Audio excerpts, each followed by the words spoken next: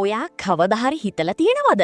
ඔයා අලුත් ඇඳුමක්, අලුත් ෆෝන් එකක් හෝ අනවශ්‍ය කැම වේලක් ගනිද්දි ඇත්තටම ගෙවන්නේ සල්ලි වලින් නෙවෙයි කියලා? නෑ. ඔයා ඇත්තටම ගෙවන්නේ ඔයාගේ ජීවන ශක්තියෙන්.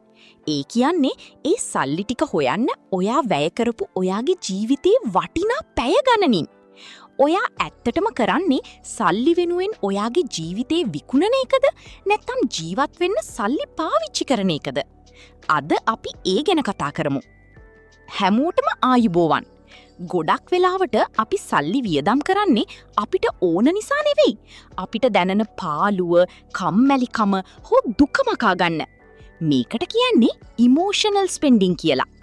අද වීඩියෝ එකකින් මම ඔයාට කියලා දෙනවා මේ පුරුද්දෙන් මිදිලා ඔයාගේ සල්ලි සහ ඔයාගේ කාලය ආපහු දිනා ගන්න පුළුවන් ප්‍රායෝගික ක්‍රම කිහිපයක්. වීඩියෝ එක අවසානයේ වෙනකම්ම බලන්න, මොකද අන්තිමට මම ඔයාට දෙනවා ඔයාගේ මුළු ජීවිතේම වෙනස් කරන්න පුළුවන් ප්‍රශ්න 3ක්. පළවෙනි දේ, සල්ලි ගැන ඔයා හිතන විදිය වෙනස් කරන්න. හිතන්න ඔයා පැයකට රුපියල් 1000ක් උපයනවා කියලා. එතකොට රුපියල් 6000ක සපත්තු දෙකක් කියන්නේ සල්ලි විතරක් නෙවෙයි. ඒක ඔයාගේ ජීවිතේ වැඩ කරපු පැය 6ක්.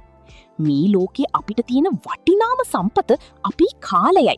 ඉතින් මොකක් හරි ගන්න කලින් තමන්ගින්ම අහන්න. මේ දේ මගේ ජීවිතේ පැය ගණනකට සමාන වටිනාකමක් මට දෙනවාද කියලා? අපි හැමෝටම තියෙනවා ගේසිංග ස්පින්ස්.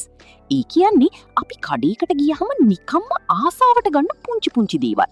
සමහර විට ඒක තවත් එක ලිප්ස්ටික් එකක් නැත්නම් අනවශ්‍ය ගජට් එකක් වෙන්න පුළුවන්. මේවා අපි ගෙවල් වල කුණු විදිහට එකතු වෙනවා. මේවා ගන්න ඇත්තටම අපිට ඕන නිසා නෙවෙයි. ඒ වෙලාවේ ලැබෙන පොඩි සතුටකට විතරයි. මේ පුරුද්ද නවත්වන්න නම් ඔයා ගන්න හැම සතයක් ගැනම සටහන් කරන්න පටන් ගන්න. ඒක ඔයාගේ ඇස් ඇරවන සුළු දෙයක් වේවි. අපි හිතන්නේ සල්ලි වැඩියෙන් තියෙන තරමට සතුට වැඩි කියලා. ඒත් ඇත්ත ඒක නෙවෙයි. මූල්‍යමය නිදහස කියන්නේ කෝටිපතියෙක් වෙන එක නෙවෙයි. තමන්ට ප්‍රමාණවත් දේ හඳුනාගෙන ඒ ගැන තෘප්තිමත් වෙන එකයි. ඔයාගේ මූලික අවශ්‍යතා, සුව පහසුව සහ පොඩි විනෝදයක් ලැබුණට පස්සේ තවත් වියදම් කරද්දී ඔයාගේ සතුට ඇත්තටම අඩු වෙන්න පටන් ගන්නවා. ප්‍රමාණවත් කියන තැන නතර වෙන්න ඉගෙන ගන්න එක තමයි ලොකුම ජයග්‍රහණය. දැන් මම කිව්වා වගේ හැම මාසෙම අන්තිමට ඔයාගේ වියදම් දිහා බලලා මේ ප්‍රශ්න 3 අහන්න. පළවෙනි ප්‍රශ්නය, මම වැය කරපු ජීවන ශක්තියට එහෙමත් නැත්නම් කාලයට සාපේක්ෂව මට නියම තෘප්තියක් ලැබුණාද? දෙවනි ප්‍රශ්නය, මේ වියදම මගේ ජීවිතේ වටිනාකම් සහ අරමුණු එක්ක ගැලපෙනවාද?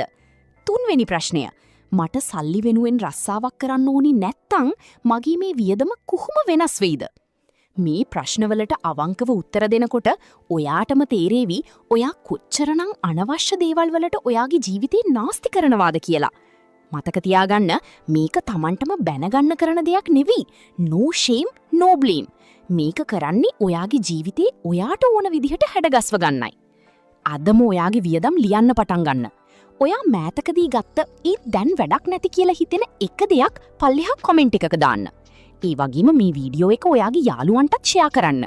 තවත් මේ වගේ වීඩියෝ බලන්න අපේ channel එක subscribe කරන්න අමතක කරන්න එපා. අපි ලස්සන අනාගතයක් හදමු. ජය වේවා.